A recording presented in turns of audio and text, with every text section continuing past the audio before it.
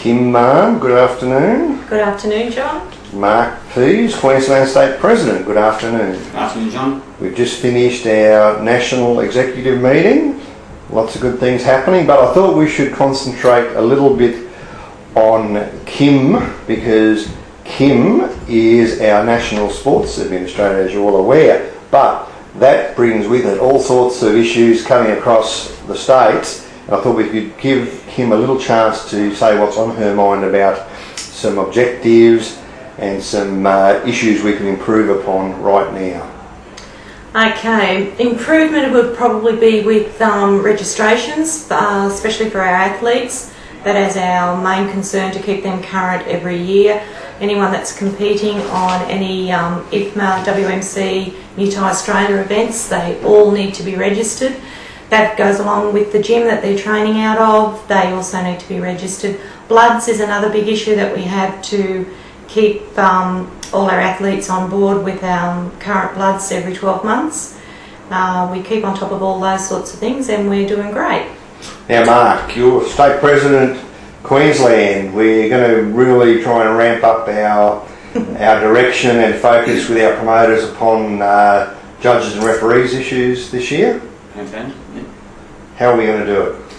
Well, hopefully there'll be a set structure in place to set up a module that the promoter will contact obviously the Muaythai Australia, and they will put in place who they will be judging and referees. Hopefully there'll be more courses in line to do that, and also the judges that will be sitting at shows, they will have to do, if they're doing an A show, there'll be a shadow judge beside them, as long as they've done their time in the amateur shows along the line, and just all that type of stuff. Hopefully they'll come on board within the next couple of weeks with the first shows. Now I should mention of one issue. Mr. Pease was one of our first coaches to go and do his Cert 4 in sports coaching. Now we're now moving to our own models, hopefully this year, with the Australian Sports Commissions, whereby we'll be able to regulate and accredit our own people. Now that'll be both for coaching, so we'll move from the external service provider Cert 4 model to our own registered training protocols within the Sports Commission.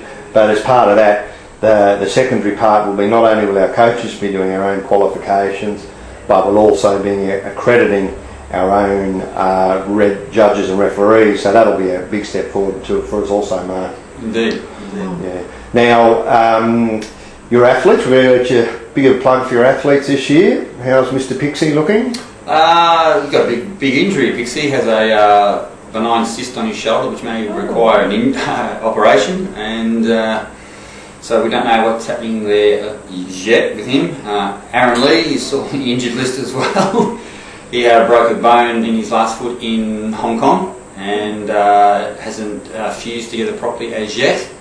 But he's back in the gym anyway, so he's now starting to train. It's a slow progression. Dan Mulder, well, he's hot property at present stage, so he's doing quite well. He's just moved from the amateur ranks as he defended his Australian welterweight title. He's moved up now to the professional ranks, so he's looking for some big fights in the 66 kilo weight division, so that's all good. I have a new gentleman, Joel Fisher, who was trained down in Melbourne, who came up and trained with me for his last fight in Sydney, and he's in Thailand at present, but he'll be back on board with the Strikeforce crew, as with Brodie Smith, who's been doing quite well, Reece Merkin, Mark Luciari. It's a big band of boys, isn't it? There's a lot of boys. Matt McTavish, there's quite a lot of boys in the gym, so we've got a very good family rapport in our gym. And they're all gentlemen too, I know that. I spend a fair bit of time with them. They're good people. They're all good boys. Now the other issue we've been talking up was trying to bring the amateur shows into the, if I could call it, say, the 50 to 100 kilometre radius west of the coastline. That'll be a major priority for you this year as well? Yeah, we're trying to bring some amateur shows to the more out-of-the-way towns. No disrespect. No disrespect intended there, of course. Obviously places like Ipswich, Toowoomba, just to get our sport a little bit more recognition in those places, because most of the bigger shows are already seen in places like Brisbane, Gold Coast, Sunshine Coast. We just need to get out there a little bit more, so just in the general public. We'll try and get the boys and girls who aren't ever really going to ever fight 5 by 3 rounds, yeah, but give them the opportunity to put the pads on and have a go. The amateur status is a good stepping stone for anybody that wants to hop in the ring. You know, you pad it up from your shins to your head. It's very, very hard to get hurt in these things. It's more of a point scoring game, and this way then you can gauge by it, be it the trainer and the fighter, to see if they do really want to go any further with the sport and take it to the next level and without pads. But usually 3 to 5 fights with these pads that you can gauge if you want to go on any further, definitely. Good. Well, it's a big adventure. In a year's time, I think it'll have proved a huge winner. I think it'll be a very big winner, especially in those places like Toowoomba, Ipswich, and even further out west again, if there's any more gyms that are looking to come on board with the World Muay Thai Council. One of the things we are looking at, Joe Hilton, our national coach, and I've been looking at, is the forming good relationships with amateur boxing into the country areas like Goondiwindi or even like the Narrabris, where we can hopefully do joint functions with amateur boxing. We're going to be together over at the World Martial Arts Games in Beijing. Amateur Boxing Australia and Muaythai Australia will be there together, so it's going to be a great time to really explore what's possible with our amateurs and to open up the sport for everyone to have a go.